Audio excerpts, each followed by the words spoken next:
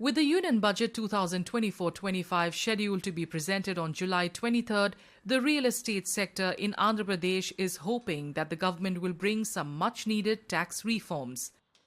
People associated with the sector say that builders were compelled to spend a huge amount on raw materials like cement due to higher GST rates.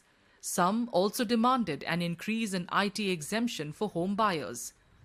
Particularly loans component, housing loan component should be reduced because the cost of construction had gone up a lot.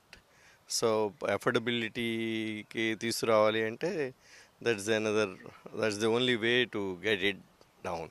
And the second is on pre-engineered products, the cost is the GST at present is more.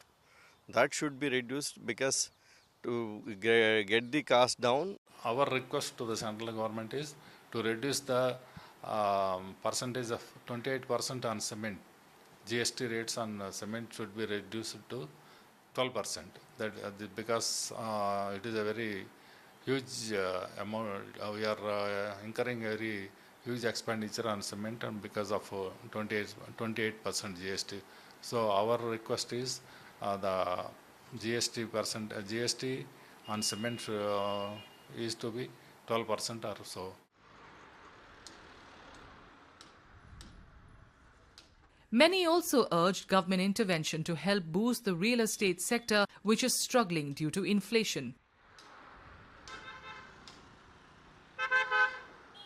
ఐరన్లో కానీ అట్లాగే సిమెంట్లో కానీ దాంతోపాటుగా మిగిలినటువంటి material ధరలో tiles కానివ్వండి అట్లాగే colours కానివ్వండి వీటి మీద కూడా రకరకాలైన పద్ధతుల్లో ట్యాక్సులు పెరిగి ఉన్నాయి.